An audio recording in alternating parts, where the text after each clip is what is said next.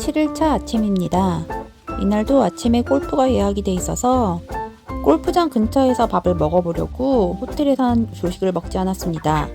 골프장으로 가는 도중 마트 같은 데가 보여서 한번 들려봤어요. 똘이 이런 거 판다. 피자 이런 거나 그냥 하나 먹을까? 이런 거? 떡 같다. 이런 거 떡 같아. 인절미 같이 떡이네. 이거 3개짜리 하나 살까? 김치도 판다. 이렇게 커피 우유인가? 나도 우유 하나만 더? 두 개 사자. 하나 커피 우유 먹을까? 마트에 들어가니 아침 식사용으로 여러가지 종류의 도시락을 팔았는데 오메기 떡같이 생긴 게 먹음직스러워 보이더라고요. 아침에 크게 배가 고프지 않아서 떡 3조각과 우유 2잔 그리고 도치기현의 유명한 딸기를 선택해서 계산하고 있습니다. 한 10,000원 정도 나오네요. 도치기의 유명한 딸기를 사봤습니다. 그리고 이거는 떡인 줄 알고 사는데 남편이 떡이 아니라 뭐라고요? 밥 뭉쳐놓은 거? 밥에다 팥고물 약간 팥 같은 거 하고 그다음에 깨 같은 거 이렇게 뭉쳐놓은 거 같은 그런 거래요. 딸기도 한번 먹어봐요. 맛이 달라요? 새콤달콤? 새콤만해. 새콤만해. 달콤은 안 해? 몰라 이게 달아서 그런가 단맛이 잘 안 느껴지네. 한번 제가 딸기를 먹어보겠습니다. 한국 딸기랑 비슷해. 그러네. 싱겁네. 다시 뭐라고요? 짭짤밥이야. 짭짤밥. 안에 살짝 팥고물을 달콤한 팥고물을 붙여서. 그러니까 이 팥고물을 씌우고 그 위에다가 이렇게 깨를 넣었어요. 이렇게 팥을 씌우고 그 위에다가 이렇게 깨를 이렇게 입혔습니다. 우리나라의 맛있는 오메기 떡을 상상하며 집었던 떡은 영 아니었고요. 이 우유는 고소하니 참 맛있었습니다. 뭐 간단하게나마 이렇게 아침을 먹고 저희는 골프장으로 향합니다. 이날도 날씨가 굉장히 화창했습니다. 이때가 거의 3월 30일인가? 거의 3월의 마지막이었는데 골프는 진짜 날씨가 중요하잖아요.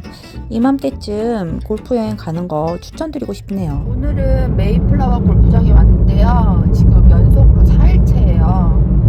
우리가 왜 이런 선택을 했는지 너무 힘들어 죽을 것 같습니다.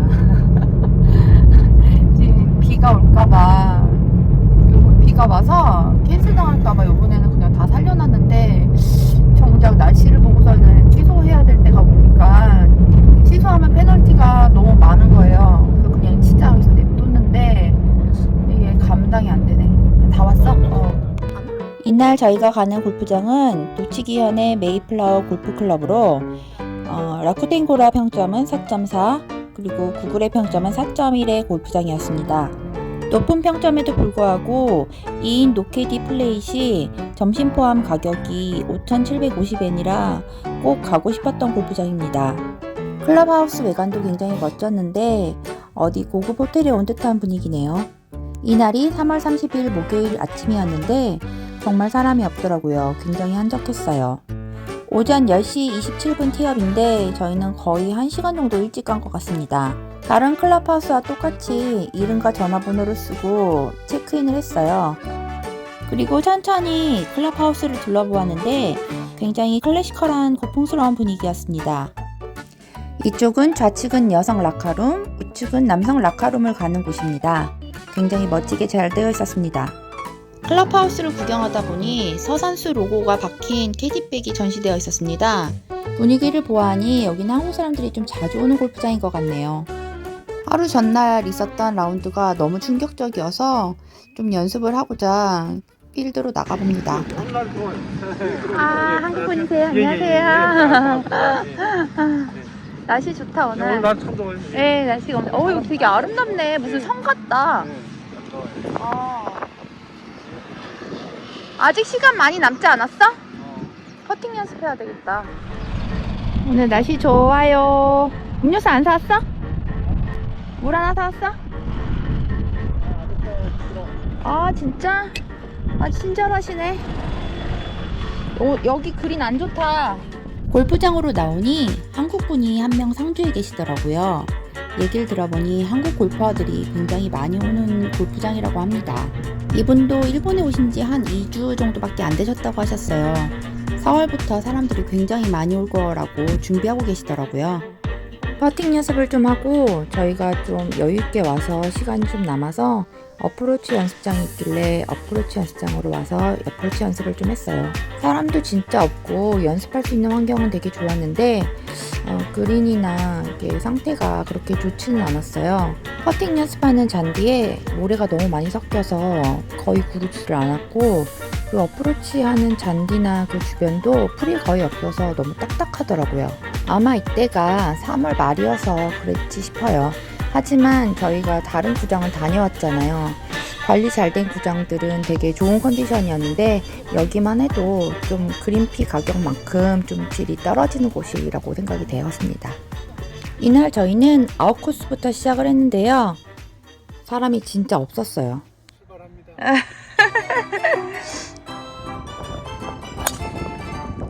샷.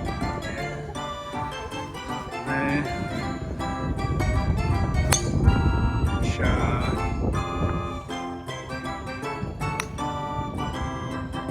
몸이 들려. 샷.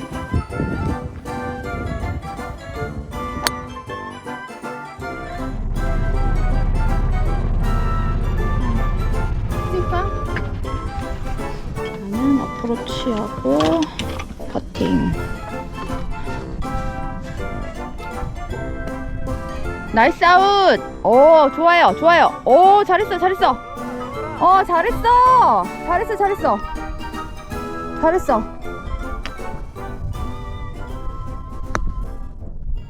오, 나도 잘했어. 아, 뭐야. 그렇게 3일 내내 못 치더니. 아니야. 여기가 좀 쉬울 수도 있지. 저희가 3일 내내 쳤던 골프장보다 좀 코스 난이도가 쉬웠던 메이플라워 골프장이었습니다. 근데 숏게임은 여지없이 좀 잘 못하네요. 폴.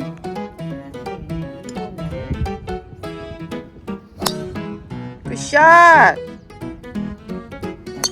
굿샷. 2번 홀입니다. 첫 번째 티샷이 페어웨이 중간으로 둘 다 잘 왔어요. 잘 왔습니다. 거의 거리도 비슷해요.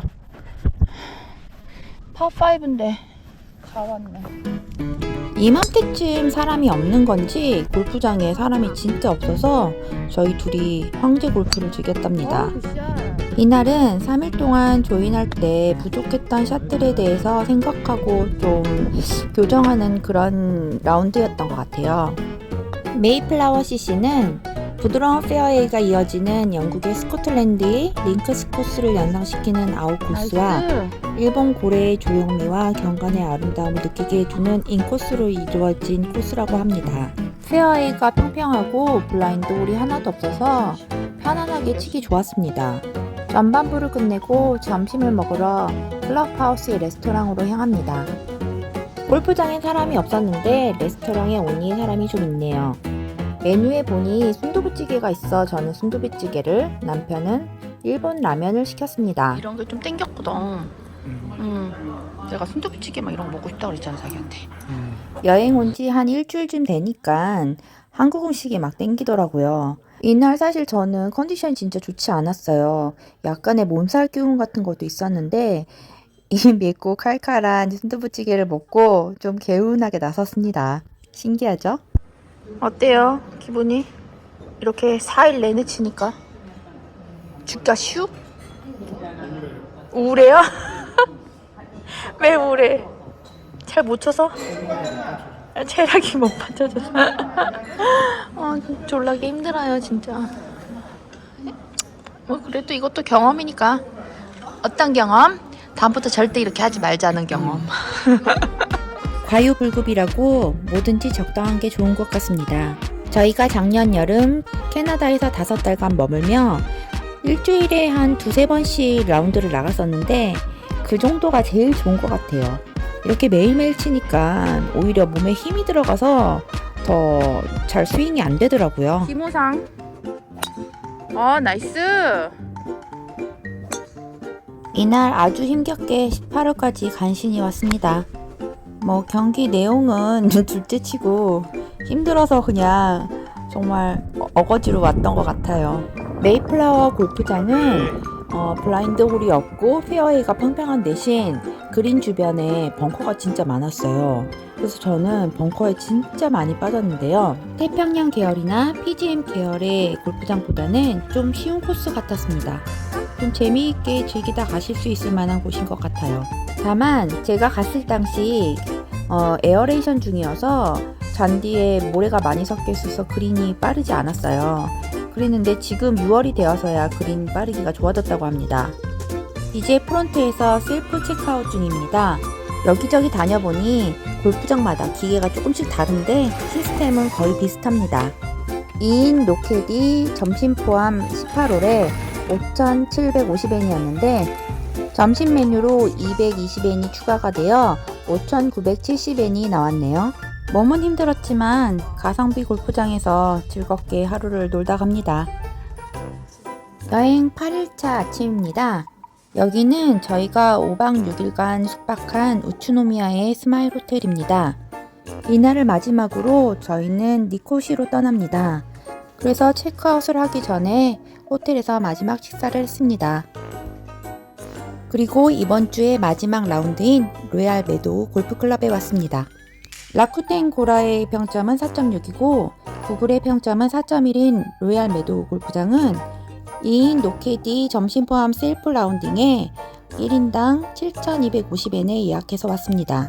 여기는 그린피 가격에 비해 평점이 되게 높은 곳이었어요.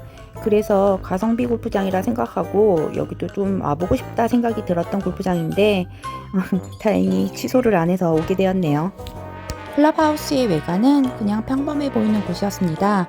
좀 오래된 클럽하우스 같고 럭셔리한 것과는 좀 거리가 있어 보이는 곳이었어요. 체크인 플리즈. 다른 곳과 똑같이 영문 이름을 넣고 체크인을 합니다. 그리고 여성 락커도 구경을 좀 했는데 좀 굉장히 서민적인 클럽하우스처럼 보이지 않아요? 사실 여기보다 메이플라워 골프장의 시설은 더 좋았던 것 같아요. 클럽을 둘러보고 밖으로 향했습니다. 이날의 티업 시간은 오전 9시 35분이었는데요. 저희는 퍼팅 연습을 하기 위해 한 30분 정도 일찍 도착했어요. 퍼팅 연습장 주변에 벚꽃나무들이 활짝 핀 게 너무 예뻐서 기념사진을 여러 장 촬영했습니다. 그리고 퍼팅 연습도 좀 했는데 그린 관리가 너무 잘 돼 있더라고요. 그린 스피드는 2.8 정도 돼 보였습니다. 골프장 상태는 메이플라워 CC보다 로얄 메도우 골프장이 더 좋네요. 오, 굿샷. 로얄 메도우 골프클럽은 총 18홀로 되어 있고 이날은 인코스부터 쳤어요. 5일 연달아 치는 날이었는데 하루 전날보다 다행히 컨디션이 괜찮았습니다.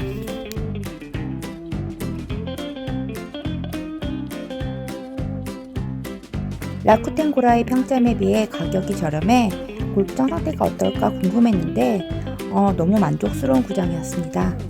저는 아직 실력이 미흡해서 그런지 이렇게 좀 평평하고 넓고 편하게 치는 구장이 좋더라고요. 그리고 그린 스피드도 적당히 빨라 퍼팅하는 재미가 있는 구장이었습니다. 와, 여기 되게 예쁘네. 이 골프장은 100%의 사용자가 코스 유지 보수가 좋다고 대답을 했대요. 저는 이날 다른 구장에 비해 편안하게 쳐서 코스 난이도가 좀 낮은 줄 알았더니 코스 난이도는 되게 어려운 상급이고요. 그린 난이도도 상급이었습니다. 그리고 코스도 긴 편이고 페어웨이도 넓은 편이었어요. 리뷰를 읽어보니 많은 사용자가 전략성이 높은 코스라고 칭찬을 했고 특히 그린에 대한 칭찬이 되게 많았습니다. 저는 벚꽃 시즌에 가서 그랬는지 조경도 굉장히 아름답다고 느꼈습니다. 예쁘다 여기. 골프장의 평점은 라쿠텐 고라가 제일 정확한 것 같아요. 골프를 쳐보니 입소문대로 되게 좋은 골프장이었습니다. 여기는 외국인보다 현지 분들이 더 많이 오는 구장 같았어요. 굿샷. 좀 방향이 왼쪽이네. 여기 들려서 여기서 차 하나를 사 먹어야지 안 되겠다. 날씨가 갑자기 더워져 차가운 음료수를 사 먹으려고 자판기가 있는 그늘집에 들렸습니다. 자판기의 사용 방법은 선택한 음료수 버튼을 먼저 누르고요. 이거를 여기다 갖다 대는 거예요. 흰색에다가. 이렇게 나왔습니다. 저 몰라가지고 한참을 헤맸네. 오, 멋있습니다. 오, 나이스! 갖다 붙였어요. 나이스! 우! 버디 찬스!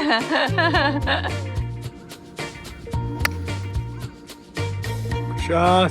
버디 찬스. 여기가 조금 쉬운 것 같다. 우리 여태까지 다녔던 데보다. 많이 갔네. 오, 잘 굴러. 오! 아유, 많이 간다.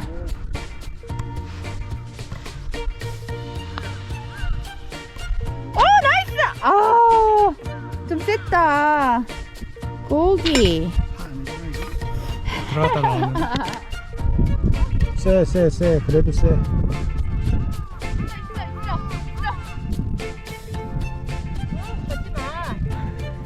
어허. 아, 이래서 오케이를 안 줬습니다. 이래서. 생각했던 것보다 되게 재미있게 전반부를 끝내고 점심을 먹기 위해 클럽하우스로 이동합니다. 점심시간은 약 40분 정도가 주어졌습니다. 레스토랑은 클럽하우스 2층에 있었어요. 저렇게 모자거리에 모자를 벗어놓고 레스토랑으로 들어가면 됩니다.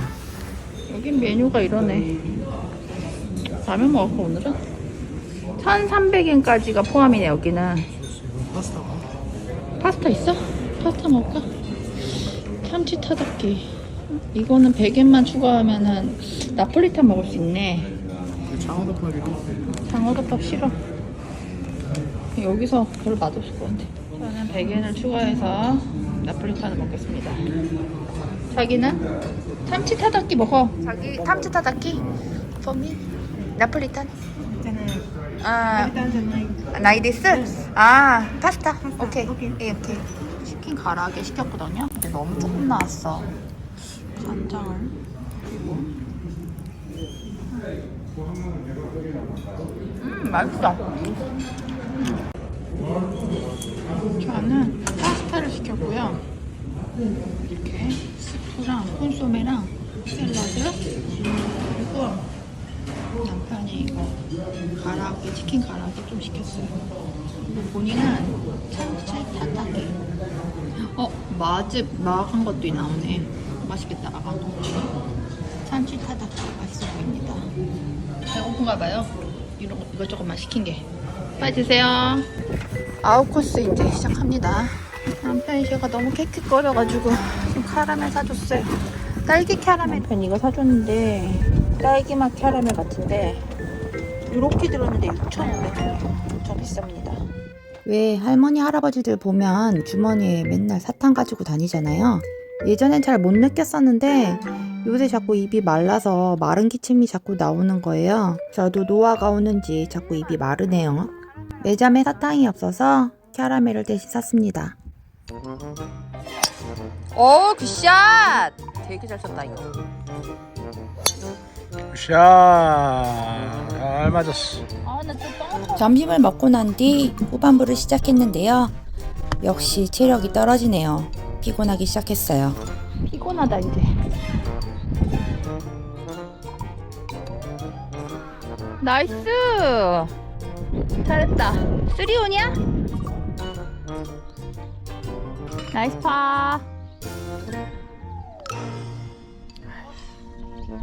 후반부가 되니 체력도 떨어지고 집중력도 저하되더라고요. 그래도 힘든 와중에 끝까지 경기를 진행했네요. 저희 둘에게 너무 대견하다고 얘기해주고 싶어요. 전반부도 정말 좋았지만 후반부도 정말 예쁜 홀들이 많았습니다. 이 골프장은 벚꽃 시즌에 다시 오고 싶은 골프장이네요. 이날 저는 105타, 남편은 90타를 쳤어요. 체크아웃을 하기 위해 프론트로 왔습니다.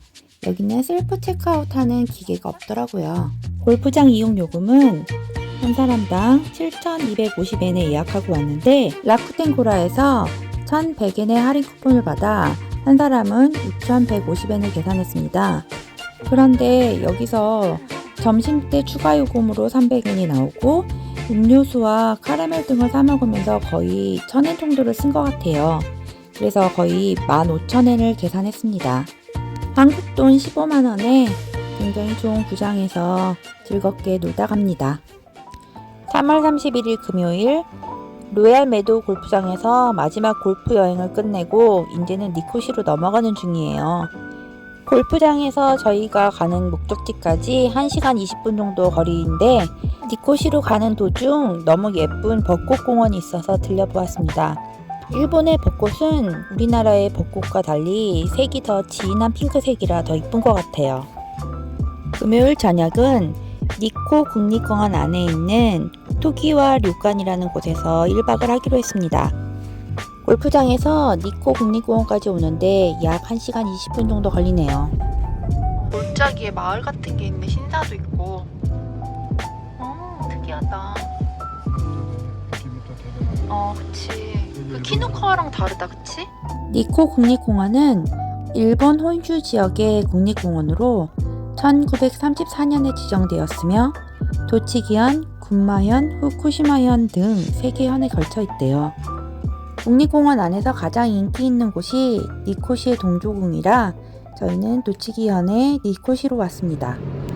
저희는 오늘 여기서 1박을 할 건데 여기가 지금 니코 국립공원 안에 있는 료칸이거든요. 근데 저희가 지금 1시간 정도 온 것 같아요. 여기는 완전 관광지인 것 같다, 그치? 여기 아니야 이거? 국립공원 안에 있는 료칸들은 가격이 되게 부담스럽더라고요.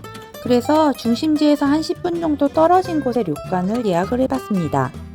예약은 자란넷에서 했고요. 원래는 2만엔이 넘는 가격인데 자란넷에서 2,000엔을 할인받아 18,460엔에 예약을 하고 왔는데요. 하나로 약 18만원으로 1박에 저녁과 아침이 포함된 패키지였어요. Hello. Check-in please. 료칸에 도착해 저희 패스포드를 보여주고 체크인을 했습니다. 일본 호텔의 경우 체크인 시간이 거의 5시 이후더라고요. 이 점이 좀 다른 나라하고 달랐어요. 대부분 한 3, 4시 이후면 체크인이 되지 않나요? 그리고 체크아웃 시간도 대부분 다 한 오전 11시 정도면 체크아웃 하는데 여기는 오전 9시, 10시 이렇게 좀 일찍 체크아웃을 하더라고요. 체크인 완료 후 진장이 료칸 사용 설명을 잠시 해줬는데 료칸은 총 2층으로 되어 있으며 저희 객실은 2층에 있고 식당과 온천은 1층에 있다고 설명을 해주더라고요. 그리고 저녁 식사는 오후 6시 30분에 1층 식당에서 제공된다고 합니다.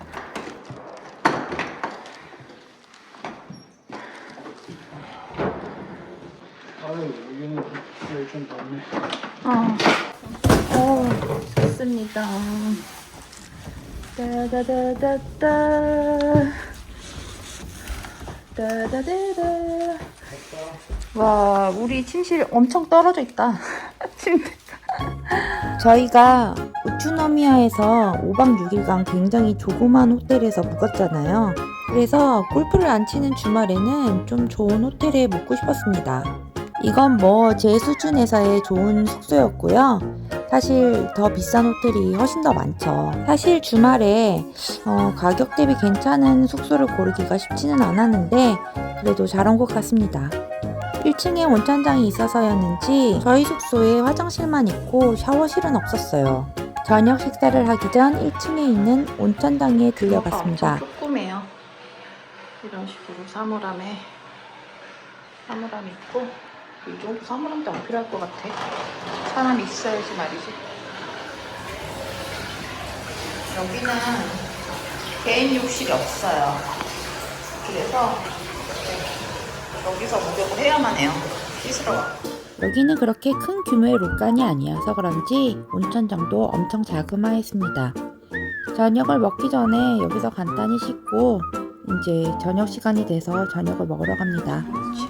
1층 식당으로 내려가니 벌써 저희 자리에 이렇게 세팅이 다 되어 있더라고요.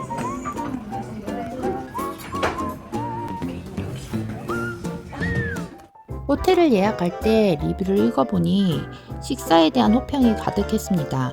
그래서 굉장히 기대하고 내려가본 식당입니다. 전식으로 회와 함께 저런 유바라는 것이 같이 나왔어요. 유바는 두부의 껍질 부분으로 교토와 함께 니코가 굉장히 유명하다고 합니다. 맛을 보니 두부랑 비슷한데 조금 다른 부분이 약간 식감이었어요. 이건 좀 먹어봐야 될 것 같아요. 근데 되게 고소했습니다. 그리고 유바와 함께 같이 나왔던 모둠회인데 오징어, 가리비, 그리고 신선한 새우였어요. 첫 번째 요리로 로스트 비프가 나왔고 생맥주를 마시고 싶었는데 생맥주가 없어서 병맥주를 한 병 시켰습니다. 이런 데 와서 한 잔 안 할 수 없잖아요. 그리고 두 번째 요리로 나온 산천어구이입니다. 여기는 산천어구이를 참 많이 먹더라고요. 그동안 5일 동안 고생하시오. 담백했던 로스트 비프와 부드러웠던 차안무시도 참 맛이 있었어요. 그리고 메인 요리로 나왔던 나베 요리도 굉장히 담백하니 맛있더라고요. 여기 이전에 다녀왔던 키누카 온천마을의 가이세키에서도 나베 요리가 나왔었는데 아무래도 여기가 이렇게 중저가 료칸이라서 그런지 나베 요리로 승부를 보는 것 같았습니다. 예전에 저희 경험을 비춰보면 저희는 그래도 한 1인당 15만원짜리 료칸은 갔었거든요. 그러면은 한 1박 묵는데 2명이서 한 30만원에서 40만원 선에 묵었었던 기억이 있어요. 그 정도 료칸에서는 제철 가이세키와 함께 스테이크나 아니면은 뭐 게요리 같은 거나 약간 고급 식재료가 나오는 가이세키가 이렇게 나오는데 여기 같은 경우는 중저가 료칸이잖아요. 그러다 보니까 이렇게 고기를 다 물에 빠뜨리는 나베 요리가 주로 나오네요. 너무 결과스럽게 먹는다. 이거는 벚꽃이라고? 벚꽃만? 벚꽃으로 만들었다고? 벚꽃을 넣나 보지 술에다가.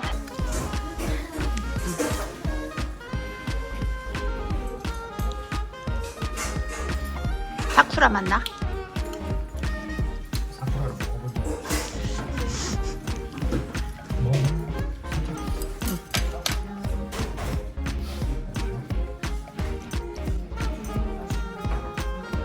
순한 맛. 그러네. 정종 맛이네. 여기 술이 유명하더라고.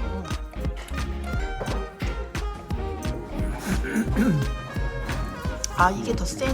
그래.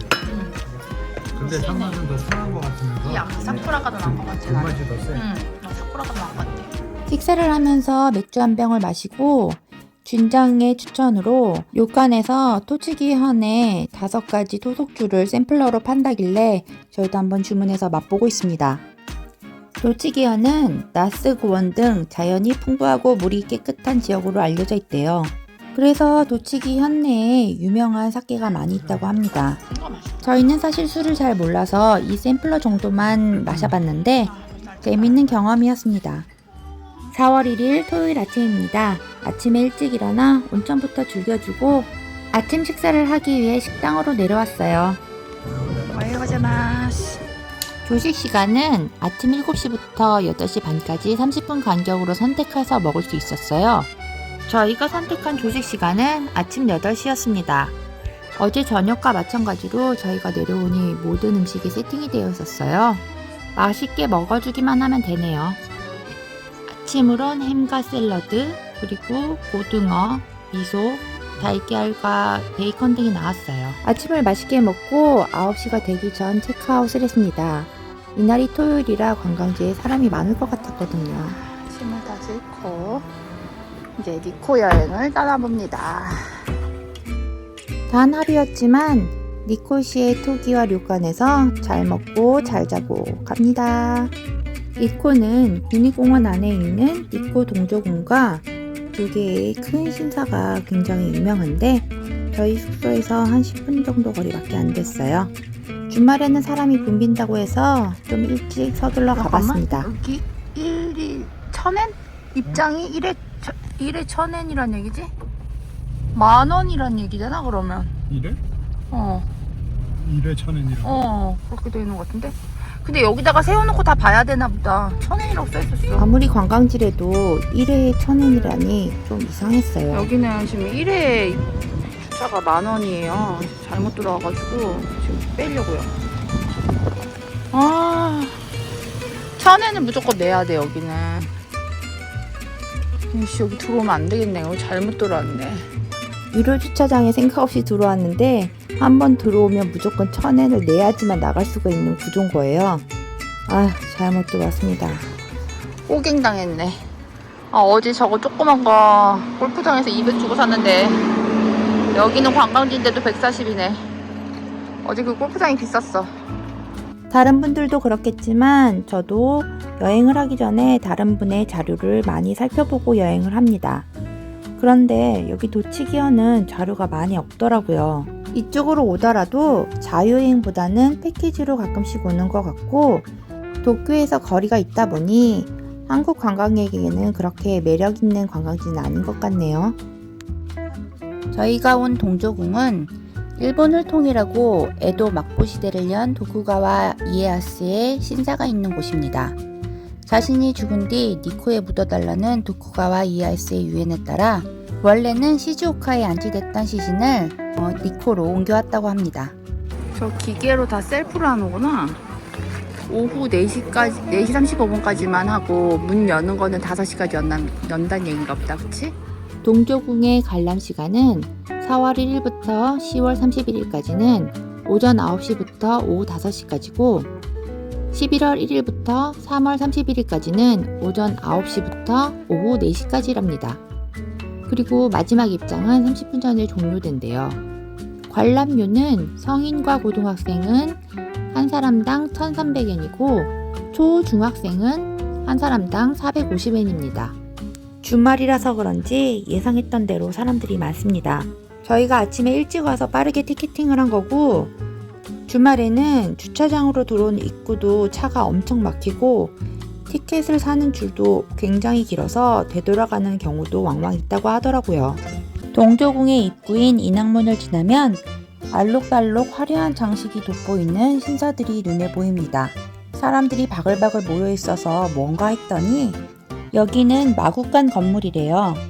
옛날부터 원숭이들이 말을 지킨다는 믿음이 있어서 이렇게 건물 전체에 원숭이를 새겨 넣었다네요. 원숭이 조각 중 가장 유명한 듣지 않고 말하지 않고 보지 않는 원숭이 조각상이랍니다. 굉장히 오래된 목조 곡물에 새겨진 나무 조각인데 보존이 너무나 잘 돼 있어서 매우 놀라웠습니다. 이렇게 조각마다 다 내용을 설명해 놨는데요. 원숭이가 새끼 원숭이를 기를 때 훈육하는 방법들을 이렇게 적어 놨더라고요. 되게 재밌고 흥미로운 내용이 많았습니다. 마국간 옆 상점에서는 이 새 원숭이를 모티브로 한 관광 상품도 팔고 있었어요. 귀엽긴 한데 이제는 이런 걸 봐도 가지고 싶다 생각이 별로 없네요. 가격은 500엔에서 1,000엔 사이입니다. 마국간 바로 맞은편에는 삼신의 창고라는 산진코가 있는데 여기가 사진 찍는 핫스팟인가 봐요. 여기는 동조궁의 진짜 입구라고 할 수 있는 양명문입니다. 건물에 새겨진 모든 조각들이 전부 화려하고 섬세하네요. 건축 당시 일본 전국에서 15,000명의 장인이 동원됐대네요. 그래서 그런지 조각 하나하나가 예술작품이에요. 이 용그림은 양명문의 천정화입니다. 거의 400년이나 지난 문화재인데 도수가 정말 잘 되어 있네요. 본래 니코 동조궁은 이 정도로 화려하진 않았대요. 이에야스의 손자인 3대 쇼군 이에미스가 이렇게 크게 바꾸어 놨다고 합니다. 양명문을 지나 오른쪽으로 가면 낮잠 자는 고양이 조각을 볼 수 있습니다. 이 고양이가 엄청 유명하대. 낮잠 자는 고양이 조각도는 일본의 국보랍니다. 많은 사람들이 고양이의 조각도를 보기 위해 가고 있었어요. 근데 이 조각도 찾는 게 난이도가 좀 높네요. 찾기 어려운 곳에 조그맣게 조각되어 있었습니다. 이 문을 넘어 계단을 올라가면 오쿠미야로 이어지는데 오쿠미야는 도쿠가와 이에야스의 묘라고 보면 됩니다. 가파른 계단을 헉헉거리며 10분 정도 올라왔습니다. 굉장히 힘들었어요. 드디어 도착했습니다. 보니까 사람들이 저렇게 오차를 다 줄 서서 마시네. 얼마나 힘들었으면 우리 남편 먼저 올라가 버려서. 아 힘들어. 아줌마는 힘들다. 무릎팍 아프다.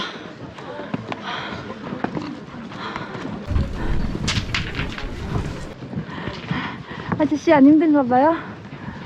저기 도쿠가와 이에야스 무덤인가 보다. 엄청 그냥 헉헉하면서가 입냄새가 풍경을. 누가 내가? 아니 저 앞에. 깜짝 놀랐어. 이거 되게 위험 있다.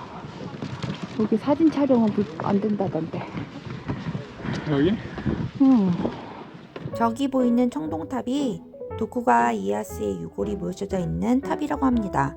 일본 역사에 그닥 관심이 없는 저는 이 사람이 그 사람인가 했는데 아니네요. 그 임진왜란을 일으켰던 도요토미 히데요시 말이에요. 우리 남편은 상태가 좋은 것 같습니다. 저는 힘든데 남편 안 힘들어요. 뭐였다고 힘들어? 여기 올라오는 게 힘들어. 묘 옆에는 오래된 나무가 있었는데 나무에 동전을 던지고 소원을 빌더라고요. 여기서가 뭐 이렇게 기도하면 소원이 이루어지나 보지? 사람들 줄 섰어. 나 이런 거 안 믿어. 뭐 저런 거 믿냐? 얘는 미신은 대빵 많이 믿어? 무슨 미신에 뭐 저기다 빌면 돈 내고 빌면은 해. 열심히 살아야지. 응? 아 나도 여기 사진 찍을래. 저도 말하는 걸 보니 약간 꼰대 기질이 있는 것 같네요. 열심히 살아야 한다니. 입장료가 1인당 한 13,000원 정도 됐는데 사실 관광지 입장료 치곤 싼 가격은 아니었어요. 근데 볼거리가 풍부한 동조궁이었습니다. 만약 니쿠에 오셔가지고 여러 신사를 방문하실 계획이라면 동조궁은 꼭 가보시라고 권해드리고 싶어요. 그만큼 볼거리가 풍부했던 곳이었어요. 갑시다. 다시 봐도 정말 화려한 양명문을 지나 왔던 길을 되돌아갑니다. 이게 네덜란드에서 받은 종인가 보다. 양명문을 들어갈 땐 지나쳤던 조각들인데 모든 작품들이 전부 화려하고 섬세하게 조각되어 있는 게 정말 놀랐습니다. 그리고 양명문을 나오면 우측편에 신사가 있었는데 정말 많은 사람들이 그쪽에서 기도를 하고 있었어요. 전 이것도 정말 신기하더라고요. 그리고 이 종은 인조 21년에 일본에 선물한 조선종이라고 합니다. 유독 우리 조선종에만 암내문구가 없어서 마음이 씁쓸했습니다. 저희가 동조궁을 떠날 때쯤 사람이 엄청 붐비더라고요. 아침 일찍 온 건 신의 한 수였습니다. 이곳은 단풍이 한창인 10월, 11월이 정말 아름다움의 절정이래요. 나중에 가을 골프를 치러 한번 오고 싶다고 생각이 들었습니다. 동조궁 관광 후 커피를 한 잔 마시고 싶어서 커피 전문점에 들렸습니다. 2시간 정도 관광을 했는데 도저히 피곤해서 카페인 섭취를 좀 해야 되겠더라고요.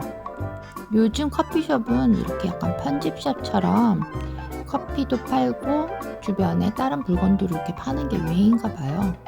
남편이 커피를 주문하는 동안 저는 예쁜 소품들을 둘러봤습니다. 예전에는 이런 거 보이면 하나씩 사곤 했는데 이젠 그냥 눈으로만 보고 사진으로만 찍어놓고 끝이네요. 귀엽다. 시나몬, 애플파이. 애플파이. 말고서 먹자. 진짜 되게 귀엽다.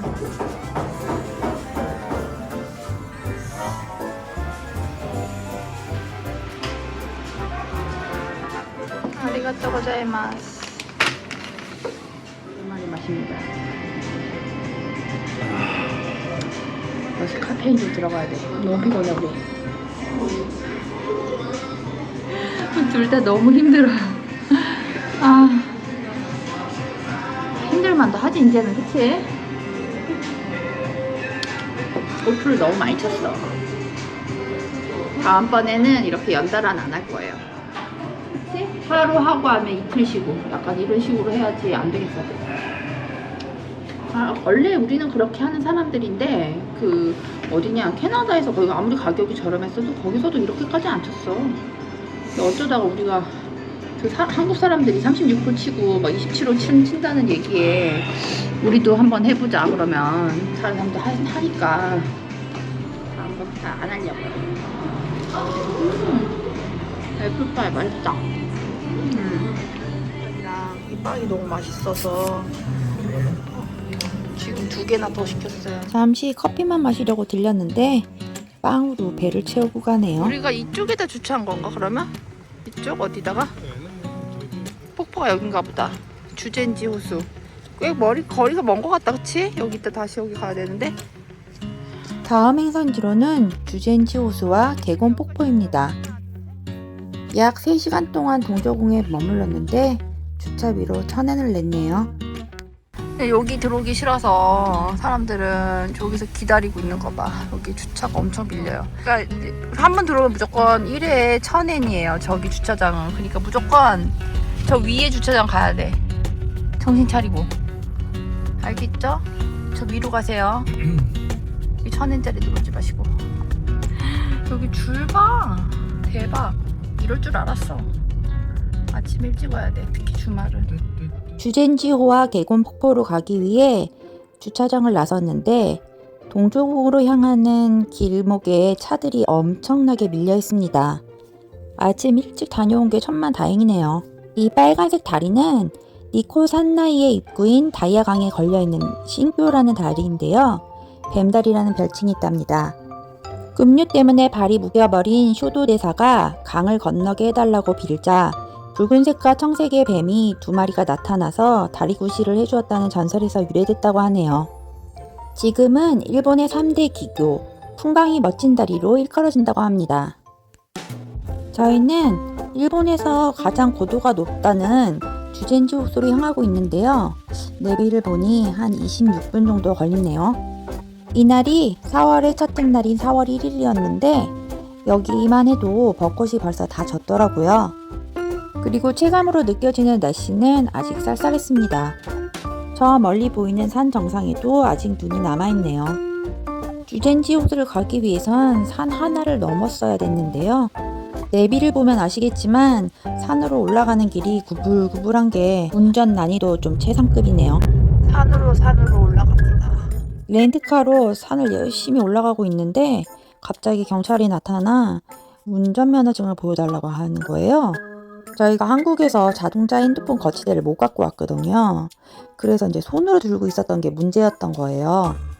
거치대가 없어서 남편이 운전할 때 내비가 잘 안 보이니까 핸드폰을 들고 운전했거든요. 생각보다 되게 뭐라고 해가지고 순간 엄청 쫄았습니다. 남편이 지금 이렇게 손으로 들고서는 내비게이션을 봤는데 지금 저 경찰이 쫓아와가지고 뭐라고 했어요. 저희는 내비를 보기 위해 손으로 들고만 있었지만 이것도 그냥 핸드폰 조작으로 보는 것 같아요. 일본은 운전 중에 핸드폰을 사용할 때 벌점이 3점이고 벌금이 18,000엔이라는데 벌점 6점일 때 면허 정지라니까 벌점도 굉장히 높은 것 같고 벌금도 되게 세네요. 하나로 18만 원이잖아요. 저희가 외국인이어서 그랬는지 다행히 잘 넘어갔는데 다음에는 꼭 핸드폰 거치대를 갖고 와야만 될 것 같아요. 구불구불한 산길을 한 6번쯤 돌아 산을 내려오니 드디어 주젠지 호수에 도착했습니다. 거기 대본. 오. 주젠지호는 일본에서 해발 고도가 가장 높은 천연호수로 니코 서쪽에 위치한데요. 고도가 높아 시원하고 경치가 아름다워 일본의 습한 여름철 열기를 벗어나려는 방문객이 많이 찾는 곳이라고 하네요. 저희가 딱 도착했을 때 아직은 좀 시즌이 아닌 것 같은 느낌이 들더라고요. 그리고 날씨도 동조궁에 있을 때보다 훨씬 더 춥다고 느껴졌어요. 여기는 벚꽃이 피는 시기도 5월 상순에서 5월 하순에 느지막하게 핀대요. 그리고 4월 중순부터 주젠지 호수의 유람선도 영업을 시작한다니 여기를 즐기기 위해선 한 5월달 정도에 방문하는 게 좋을 것 같다고 생각이 드네요. 저희는 너무 아쉽게도 이 시즌에 와서인지 유람선도 없고 볼 게 딱히 없었어요. 파킹장이 있습니다. 근데 여기 파킹장이 저기 500m라고 돼 있는데 1회에 320엔이야. 아까 산을 내려와서 왼쪽으로는 주젠지호, 오른쪽으로는 개곤폭포 방면이었는데 저희는 주젠지호 주변 주차장에 주차를 했습니다. 호수 주변으로 고급旅館과 온천장 그리고 위락시설들과 작은 상점들이 있다고 해서 저희도 한번 산책해 보려고요. 동조궁을 떠나기 전 커피와 빵을 좀 먹었지만 점심시간이어서 점심도 먹어야 됐어요. 동네를 산책하다 제가 좋아하는 그릇가게가 보여 구경하기 위해 들어가 봅니다. 귀엽다. 여기 한번 들어가 볼래? 밥그릇 팔아. 완전 고급 벤또. 이런 거는 되게 비싸다. 24,000원. 이건 진짜 예쁘다. 2만원.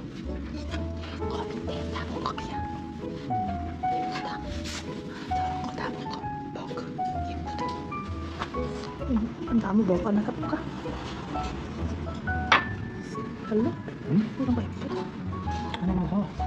난 사실 이거가 마음에 들어. 꽤나 고급스러워 보이는 오칠을 한 나무 수공예품들이었는데요. 가격이 너무 안착해가지고 그냥 몇 개 보다가 나왔습니다. 이제 점심을 먹으러 가려고요. 이런 거 먹을까? 라면 먹고 싶다. 이거 600엔 정도 하네, 이런 라면. 고도가 높은 산이어서 그런지 좀 날씨가 추웠어요. 그래서 따뜻한 국물이 있는 음식이 먹고 싶어 들어온 라면 가게입니다. 저희 말고는 사람이 하나도 없네요. 라면 600엔짜리 라면 2개 시켰습니다. 이렇게 간장 라면이네요. 쇼유 라면. 어때?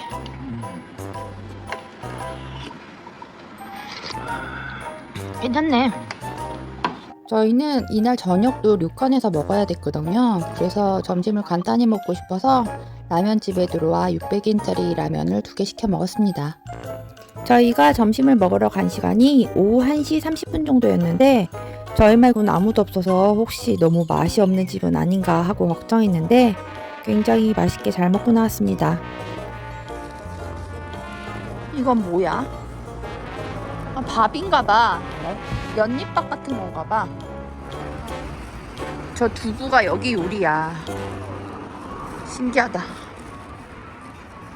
3,850엔이나 돼. 따뜻한 라면을 배부르게 먹고 이제 개곤폭포 쪽으로 향하고 있는데 개곤폭포로 가는 도중에도 계속 작은 상점들이 많이 있었어요. 그리고 식당들도 곳곳에 보였는데 여기는 산천어가 유명한지 산천어를 포함한 정식 가격이 1인당 3,000엔 정도 됐습니다. 하나로 3만원 정도요. 여기는 개곤폭포 입구 쪽이에요. 이렇게 먹을 걸 파는 데가 있는 줄 알았으면 여기 와서 먹을 걸 그랬네요. 산녀 물고기. 바위 물고기. 우리가 먹었던 애는 그때 얘가 아니라 얘야. 그치. 그리고 요번에 식당에서 먹은 애는 얘 같아. 산천어는 민물고기로 물이 맑고 수온이 연중 20도를 넘지 않는 7수가 흐르는 맑은 계곡에서만 서식한대요. 여기는 어딜 가도 산천어가 지천인 걸 보니 물이 맑긴 맑은가 봅니다. 드디어 오늘의 마지막 행성지인 개곤폭포에 왔어요. 여기서 엘리베이터를 타고 폭포 정면까지 갈 수 있다고 합니다. 여기 매표소에서 엘리베이터 티켓을 사서 이용할 수 있었는데요. 성인은 570엔, 초등학생은 340엔이었어요. 지금 개곤폭포에 왔어요. 근데 지금 엘리베이터 타고 왔는데 지금 지하로 내려와서 지금 폭포가 떨어지는 걸 보러 온 것 같아요. 근데 졸라 추워요. 개곤폭포는 일본의 3대 폭포 중 하나래요. 폭포의 높이는 97m라고 합니다. 이 폭포를 구경하기 위해서 암벽을 뚫어 만든 엘리베이터를 타고 100m 깊이로 내려왔습니다. 솔직히 막 되게 선전하는 것처럼 멋진 폭포는 아니었다고 생각합니다. 더욱이 저희는 작년에 나이아가라 폭포를 다녀왔잖아요. 그러다 보니 이게 뭐 눈에 차질 않더라고요. 눈만 높아져가지고. 그래도 시원한 폭포 소리 한번 감상해보세요.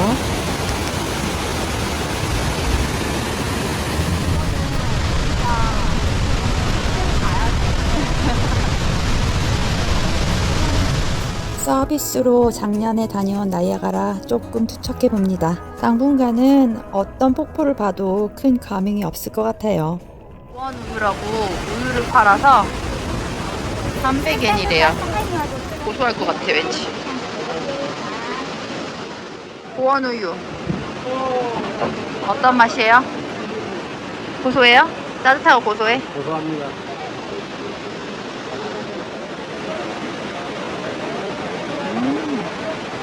이거 달아. 폭포 있는 곳이 꽤나 추웠는데 따뜻한 우유 한 잔에 몸을 녹이고 저희는 다시 다른 곳으로 이동하기 위해 나왔습니다. 특산품 같은 거 파는 데인가 봐. 한번 구경해보자. 뭐야 여기? 여기가 마늘? 파 머리. 그 뭐라 그러지? 일식 가면 나오는 거 있지. 락교.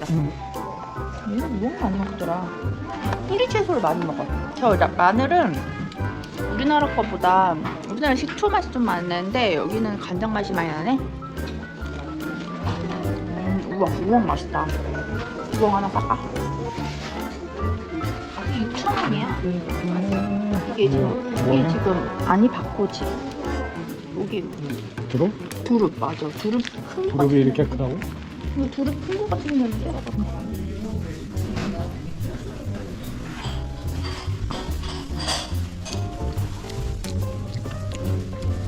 특이한 맛이야. 무슨 약초 맛. 안 먹고 싶어. 이 상점은 절임 채소와 지역 특산품을 파는 곳이었어요. 절임 채소의 종류가 굉장히 많더라고요. 이것저것 맛봤는데 그 중에 우엉이 제일 맛있어서 우엉과 갓김치를 사왔는데요. 아직도 저희 집 냉장고에 고스란히 남아있네요. 오케이. 값세. 아, 오늘 힘드네. 고작 반나절을 여행했을 뿐인데 벌써부터 지치고 힘드네요. 니코 관광은 계절 탓이었는지 좀 아쉬운 점이 많았어요. 주젠지호도 딱히 볼 거 없었고, 그리고 계공폭포도 사실 좀 저의 입장으로서는 좀 실망스러웠습니다. 근데 여름이나 가을에 다녀오신 분들의 글들을 읽어보면 굉장히 좋았다고 하시더라고요. 제가 간 이 4월 초가 좀 별로였나 봅니다. 저희는 이제 계공폭포를 나와 나스마치 쪽으로 이동 중인데 한 2시간 정도 소요되는 거리예요. 이곳은 도치기현의 북동부에 위치해 있고 나스 고원과 나스 온천을 배경으로 관광산업이 주요 산업이라고 합니다. 자연 풍광이 아름답고 표고가 높아 여름에도 굉장히 서늘해 여름철 피서지로 각광을 받는 곳이래요. 이제 거의 다 왔어요. 2분인데 와, 여기가 이제 산 속에 있는 마을인가 봐요. 나스 유모토. 계속 산으로 올라가고 있어요. 2시간여를 달려 드디어 나스 온천 이시카와소라는 곳에 도착했습니다. 저희는 여기서 2박을 할 예정이에요. 료칸 예약은 자란넷에서 했고요. 자란넷에서 1,000엔을 할인받아 2박에 24,200엔에 예약을 했습니다. 여기가 되게 관광지여서 그런지 일반 게스트하우스나 일반 호텔은 거의 없었고 그나마 이 료칸이 가장 저렴한 여관 수준의 호텔이었습니다. 제가 난이도가 되게 높은 여관을 왔습니다. 여기도 료칸이기는 해요. 료칸이기는 한데 되게 조금 가격이 저렴한 그런 료칸을 제가 왔습니다. 좀 올드하죠. 이 남편 뭐하나?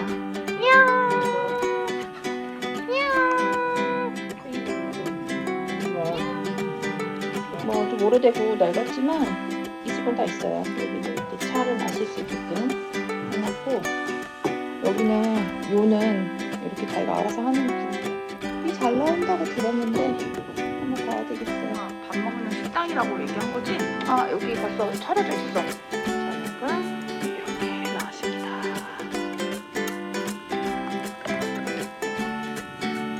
진짜 생각해보지 못했던 장소로 내가 막 되게 데리고 오지 않았어? 그치? 귀국산장이야. 사실 저도 처음에 여기 들어와 보고 좀 놀랐어요. 사진으로는 아무래도 이렇게 자세하게 나와 있지 않아서 여관의 상태를 알 수가 없었거든요. 엄청 오래된 여관에 뭐 밥에 대한 평은 되게 좋았지만 또 엄청 지저분한 거예요. 이 료칸 자체가 말이 료칸이지 거의 여인숙 분위기였고, 저녁 식사로 나왔는데 이제 아무래도 여기는 1박당 12만 원이잖아요. 그러니까 한 사람당 한 6만 원꼴이니까 식사 수준이 그렇게 높지는 않았는데 그냥 일본 가정식으로 굉장히 푸짐하게 나왔어요. 저녁을 먹고 온천장에 한번 들려봤는데요. 엄청 오래된 목욕탕 같은 곳인데 물은 정말 좋았어요. 철분이 굉장히 많은지 바닥이 시뻘겋더라고요. 근데 물이 엄청 매끈매끈한 게 머리도 부들부들하고, 목욕탕 생긴 건 꼭 귀신 나올 것 같은데 물은 진짜 끝내주게 좋더라고요.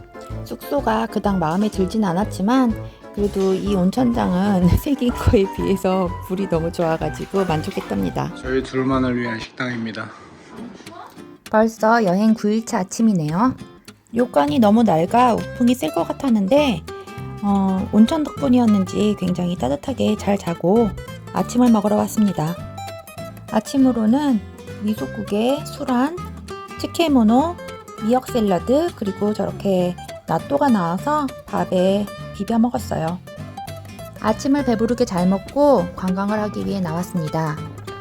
이날 아침은 온천 신사와 구미호의 전설이 있는 살생석을 보기 위해 일찍부터 출발했어요.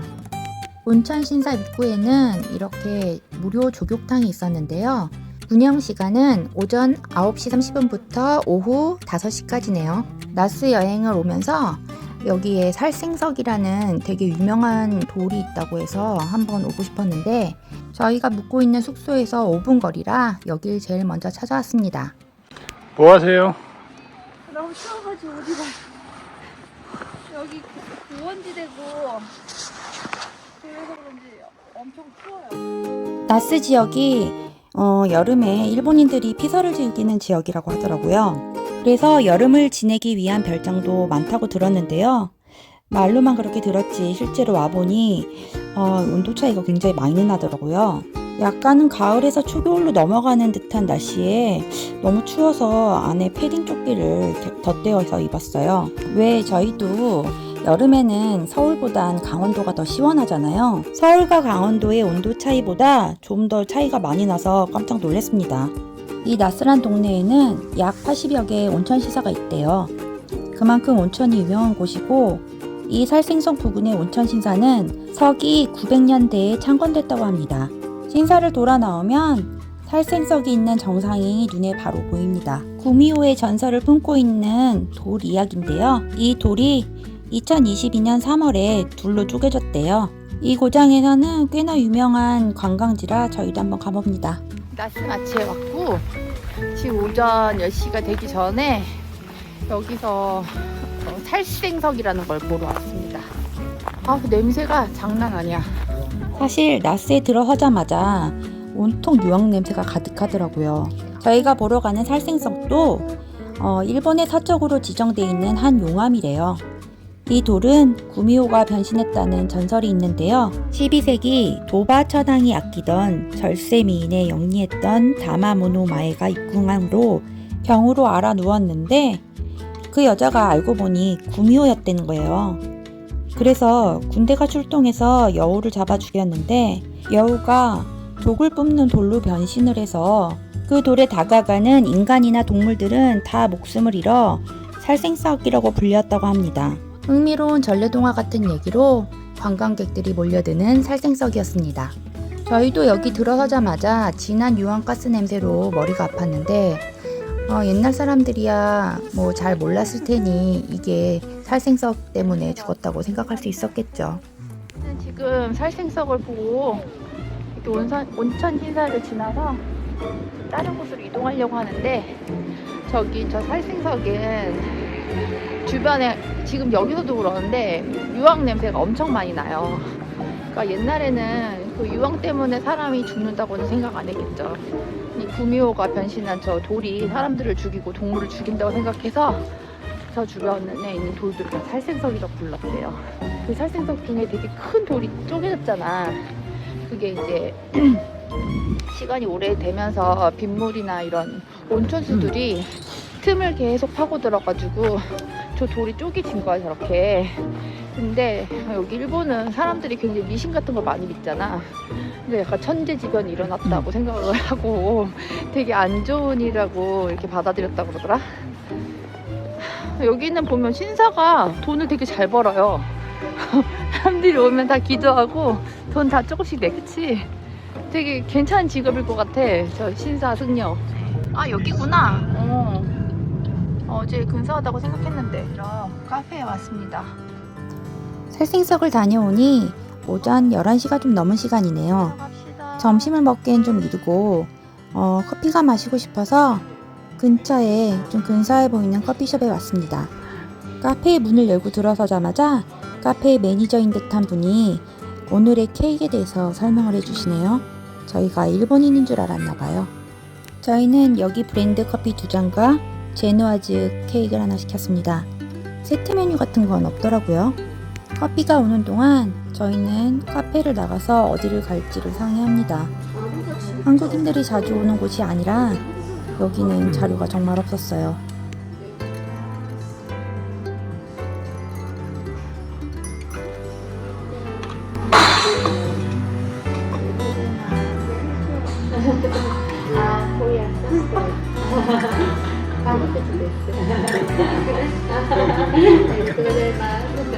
맛있어 보이는 제누아스 케이크입니다. 어때요? 봅시다. 맛있어요? 맛있어. 진짜 맛있어. 가격이 비싸. 케이크 진짜 입에서 살살 녹아요. 엄청 맛있어. 비싼 게 좋긴 하네. 이게 거의 900엔이잖아. 그치? 10,000원 돈이니까 비싼데 확실히 비싼 게 맛있기는 하네요. 우리나라도 근데 그래, 이 정도 많이 있어, 가격에 이 정도. 맛있더라고. 하여튼 맛있어. 세상 달콤했던 케이크와 커피 한 잔. 힐링의 시간을 보내고 밖으로 나오니 12월에서 3월경에 핀다는 수선화가 활짝 피어 있네요. 들어서자마자 온통 유황 냄새가 가득하더라고요. 저희가 보러 가는 살생석도 일본의 서쪽으로 지정되어 있는 한 용암이래요. 이 돌은 구미호가 변신했다는 전설이 있는데요. 12세기 도바 처당이 아끼던 절세 미인에 영리했던 다마모노 마에가 입궁함으로 병으로 알아 누웠는데 그 여자가 알고 보니 구미호였다는 거예요. 그래서 군대가 출동해서 여우를 잡아 죽였는데 여우가 독을 뿜는 돌로 변신을 해서 그 돌에 다가가는 인간이나 동물들은 다 목숨을 잃어 살생석이라고 불렸다고 합니다.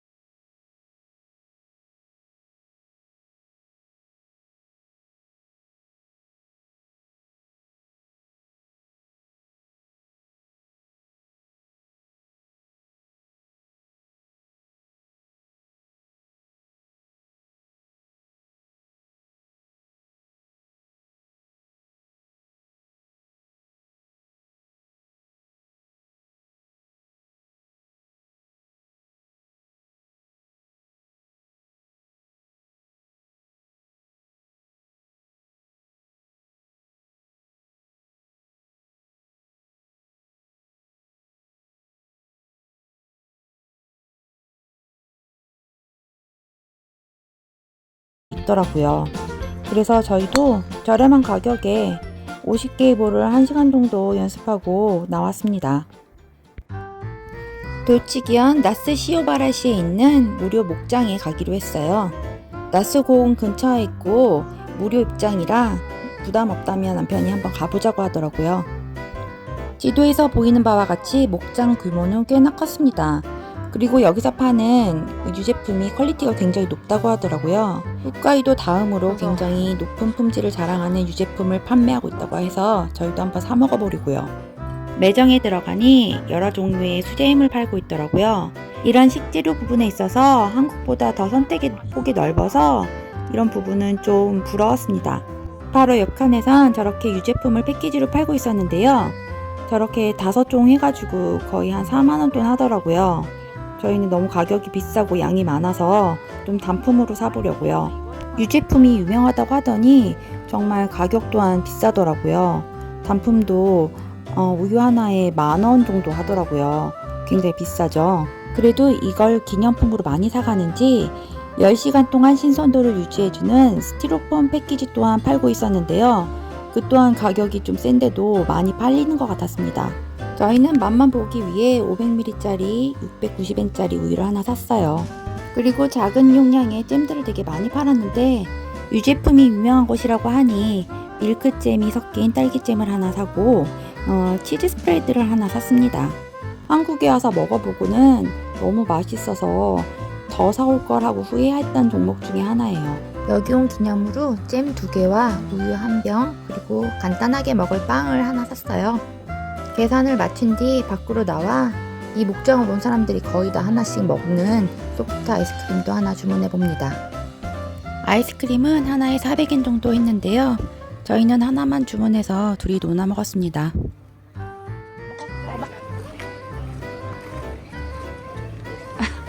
그런 표정 주지 마. 남편이 믹스로 된 거 사왔습니다. 애들이 엄청 좋아한다. 주말을 이용해 당일치기나 1박 2일 여행을 온 가족들이 많이 보였는데요. 특히나 어린아이를 동반한 가족들이 많이 보였습니다. 체험할 것들이 많아서 아이들을 데려오기 좋았나봐요. 여기 나스 시오겐 미나미 가오카 목장은 입장료가 무료입니다. 무료로 입장해서 자유롭게 목장을 둘러볼 수 있는 반면에 체험하는 부분에 대한 금액은 따로 설정되어 있는 것 같더라고요. 여기서 좀 신기했던 게 송어 낚시하는 거였어요. 일정 금액을 내고 낚싯대를 빌리면 저렇게 고기를 잡을 수 있어요. 잡은 고기는 즉석에서 화로로 구워 먹을 수 있게끔 해놨더라고요.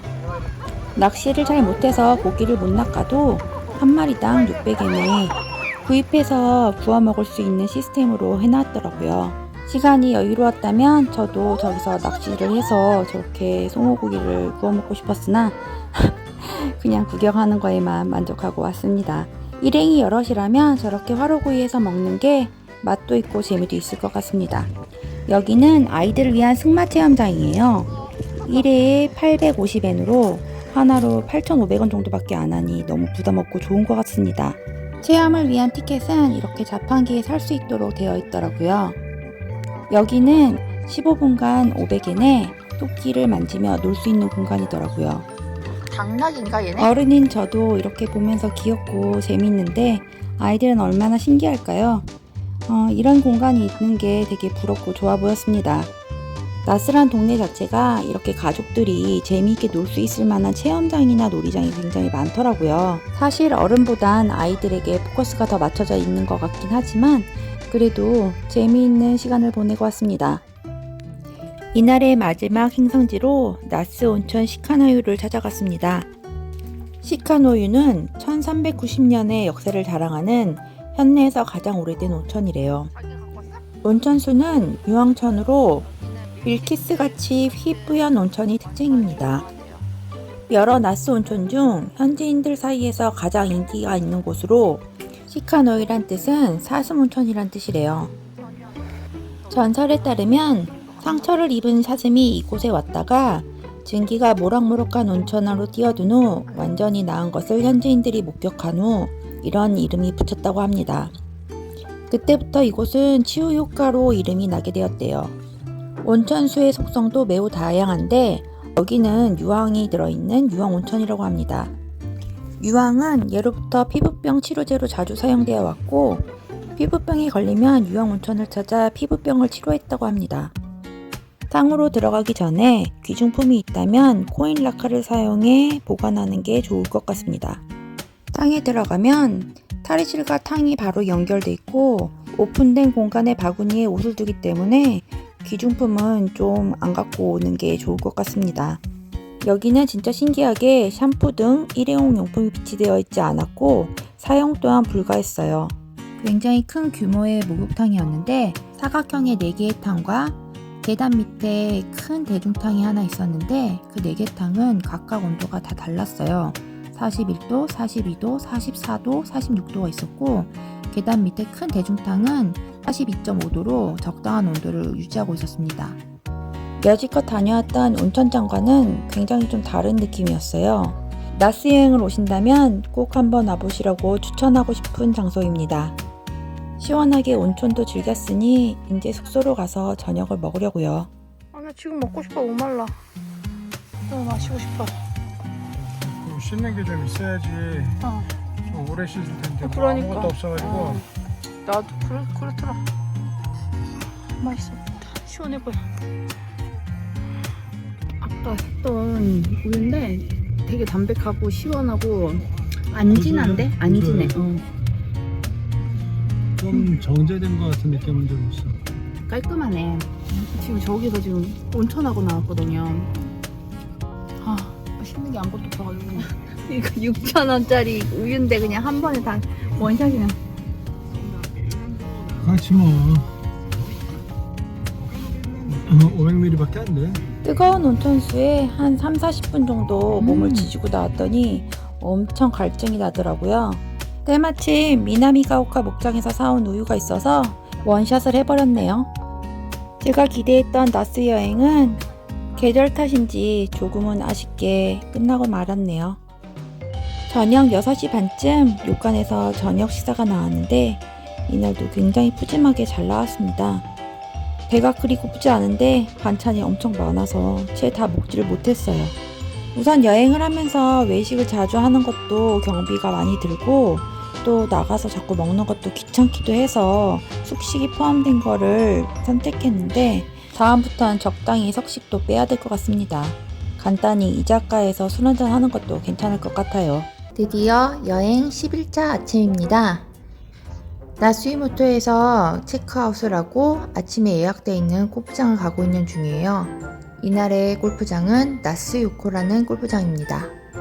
도치기 현 북동쪽에 위치한 나스 지방은 오타와라시에서 북동쪽으로 20km 정도 떨어져 있으며 후쿠시마현 시라카와시와 연결되는데요. 주요 산업은 농업, 임업, 석재업 등이나 최근 나스 공원과 나스 온천을 배경으로 온천, 목장, 하일랜드 공원, 동물원, 박물관 등으로 관광 산업이 활발한 도시입니다. 근데 여기는 골프장도 또한 되게 유명한 곳이 많았어요. 나스 주변으로 한 14개의 구장 정도가 되게 평이 좋았는데 그 중에 가격이 좀 저렴하고 평이 좋은 나스 요코라는 골프장에 왔습니다. 저희는 이 골프장을 18홀 2인 노케디 라운드 점심 포함 패키지에 1인당 5만엔 정도에 예약하고 왔습니다. 하나로 한 5만원 정도죠. 라쿠텐고라의 평점은 4.3으로 골프장 가격에 비해 평점이 높은 곳이었어요. 여기는 일본에서도 가성비 골프장으로 유명하더라고요. 여기는 내비게이션이 없어요. 오늘은 노스 코스를 치게 됩니다. 아, 굿샷! 굿샷! 나스요코 클럽은 총 28홀을 보유한 골프장으로 동코스, 남코스, 북코스 순으로 되어 있는데요. 저희는 이날 북코스, 동코스 순으로 쳤습니다. 골프장은 페어웨이와 그린 관리가 정말 잘 돼 있어서 게임을 즐기기가 참 좋았는데요. 카트에 내비게이션이 없었던 게 좀 흠이었어요. 오전 9시 40분 티업이었는데 12시가 되자 전반부를 끝내고 점심을 먹으러 식당으로 올라갑니다. 레스토랑 입구에 메뉴판을 보니 여기는 좀 중식 메뉴가 많네요. 저번에 메이플라워 골프장도 중식 메뉴가 좀 많았던 게 인상적이었는데 주인이 중국이니까요. 돈을 또 추가해야 되네 대부분 다. 이 가지덮밥인가 이거? 이 가지 먹을래 가지. 가지 요리를 시켰습니다. 맛있다. 아까 기름져. 나도 라면 먹을 걸. 웬 깍두기? 여기는 점심 메뉴가 영 땡기는 게 별로 없었어요. 저는 가지덮밥을 먹고 남편은 라면을 먹었는데 남편 핸드폰으로 찍었던 이날 영상이 업데이트가 안 되면서 모두 유실이 되었어요. 그래서 좀 비는 영상이 많네요. 양해를 부탁드립니다. 저희는 점심을 잘 먹고 지금 북쪽 코스 끝냈고 이제 동쪽 코스 들어가는 거예요. 한국도 가고 싶었거든요. 오늘만 치면 이제 갑니다. 요로시쿠 오네가이시마스라고 그랬던 것 같아. 일본은 저런 식으로 인사를 하고 시작을 하더라고요. 저희도 한번 흉내내서 인사를 해보고 시작합니다. 전반부로는 북코스를 치고 후반부로는 동코스로 시작을 했어요. 내비게이션이 없는 게 단점이긴 했지만 앞뒤로 사람이 정말 없어서 뭐 큰 문제는 되지 않았습니다. 나스요코 골프장은 코스 거리나 페어의 코스 난이도, 녹색 난이도 등이 최상위권은 아니고 상위권 정도는 되는 골프장이었어요. 나스 인근 골프장 중 높은 평점과 가성비로 유명한 골프장이 한 14곳 정도 있었습니다. 14개의 골프장 중 8곳 이상이 호텔, 롯지 등의 숙소를 보유하고 있고 굳이 골프텔이 아니더라도 곳곳에 숙소와 료칸이 많이 있어서 그런 데를 이용해서 여기로 와도 괜찮을 것 같다는 생각이 들었어요.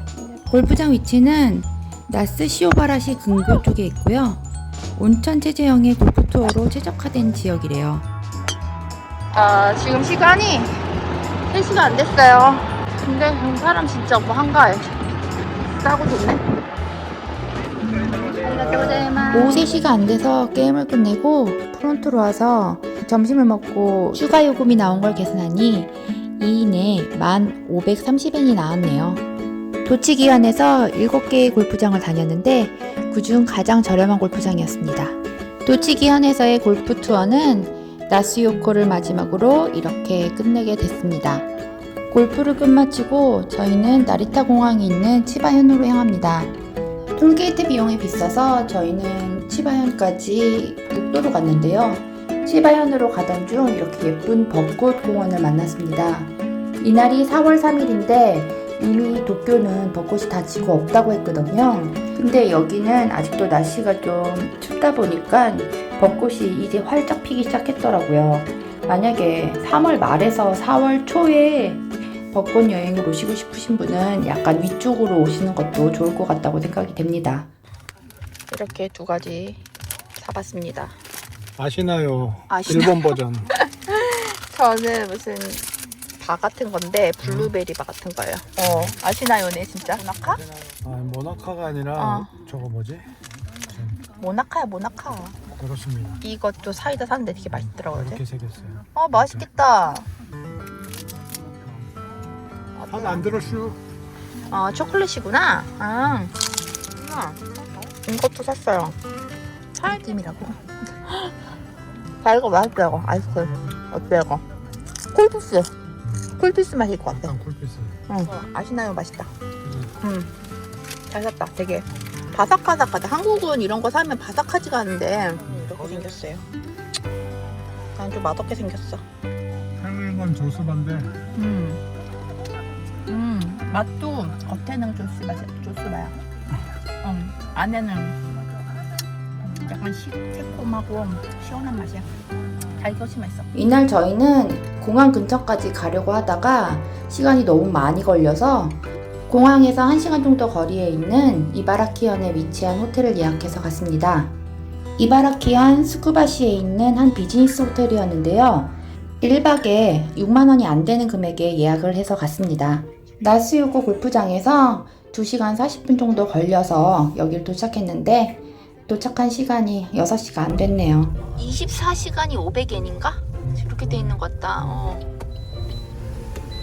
24시간. 오늘 먼저 누르는 거야? 눌러 초록색. 집에 알아서 나오는 게 아니야? 이렇게 나오면 이게 시간으로 네. 계산이 되나 보네. 그러면 저희가 묵는 호텔은 바로 여기고 지금 호텔 바로 옆에 코인 주차장이 있어서 소개받았는데 저희가 6시 26분에 들어왔잖아요.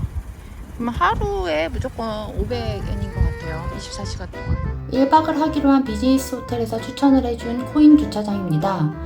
24시간 동안 500엔만 내면 돼서 부담이 없어서 너무 좋았습니다. 주차를 한 뒤 체크인을 하고 숙소로 올라갔는데요. 가격 대비 숙소가 너무 괜찮아서 마음에 쏙 들었어요. 방도 넓고 괜찮아. 주차장 뷰입니다. 저희 차가 떡하니 보입니다. 그리고 나름 금고도 있고 커피 마실 수도 있게 이렇게 해놨네. 깔끔해. 호텔 안에 온천도 있었는데 자전까지 사용할 수 있었어요. 여기를 사용하려면 카운터에서 저렇게 비밀번호를 받아야 사용할 수 있는 구조더라고요. 이 키패드에다가 비밀번호를 누르면 문이 자동으로 열립니다. 여탕 안에 아무도 없어서 제가 좀 촬영을 해봤는데요. 되게 현대식으로 되어 있고 온천 마을의 온천수처럼 좋지는 않지만 운동 후에 피로를 풀기에 딱 좋았습니다. 이 호텔이 좀 단점이 바로 옆에 레스토랑이 좀 없더라고요. 한 길을 건너서 가야지 좀 먹자공동 같은 게 있었어요. 근데 저희는 좀 귀찮고 거기까지 가기가 싫어서 그냥 편의점에서 한 끼를 때웠습니다. 드디어 한국으로 돌아가는 날 아침입니다. 스파게티가 있어. 한국으로 가는 비행기 시간이 오후 1시 50분이어서 호텔에 조식 포함을 시켰습니다. 오전에 시간이 여유가 있어 여유있게 밥을 먹고 체크아웃을 한 다음에 나리타 공항 인근 사무라이 렌터카로 오전 11시 30분까지 도착해서 차를 반납하면 됩니다. 차량을 반납하기 전에 렌트카 근처에서 주유를 했는데 45,000엔 정도 냈습니다. 원래 11시 반까지 여기 갖다 줬는데 생각보다 빨리 왔어요. 여유있게 렌터카에 도착해서 차량을 반납을 하는데 차량 반납 시 주유를 만땅으로 넣은 영수증을 보여드려야 돼요. 그리고 차량 안에 있는 쓰레기를 정리해달라고 부탁하시네요. 차량 외부에 무슨 손상은 없는지 점검을 하고 영수증에 사인을 한 뒤 차량 반납은 끝이었습니다. 아무 일도 없었어. 너무 잘 썼다, 그치? 너무 잘 썼다. 너무 싸게 잘 썼다. 렌트카를 너무 저렴하게 빌려서 사고라도 날까봐 걱정을 했었는데 별 문제 없이 잘 사용하고 반납했네요. 마지막으로 저희는 렌트카에서 마련해준 소녀버스를 타고 공항으로 이동했습니다. 길었던 11박 12일 여행이 드디어 끝이 났네요. 진짜 골프를 지행하게 치고 갑니다. 요번엔 제가 너무 골프를 못 쳐서 아쉬운 게 많이 남은 골프 여행이었는데 다음에 골프 여행을 다시 온다면 실력을 좀 더 키워서 오고 싶습니다. 요번 11박 12일 도치기현 골프 여행에서 비행기는 마일리지로 가서 비행기 값은 거의 들지 않았어요. 그래서 교통비로는 거의 렌트비만 들었는데요. 비행기 유류비와 전일정 자동차 렌트와 주유비를 포함해 교통비로 45만원 정도 들었고 11박 12일의 여정 중 골프는 총 7번을 쳤어요. 7회의 그린피가 2인에 140만원 정도 나왔습니다.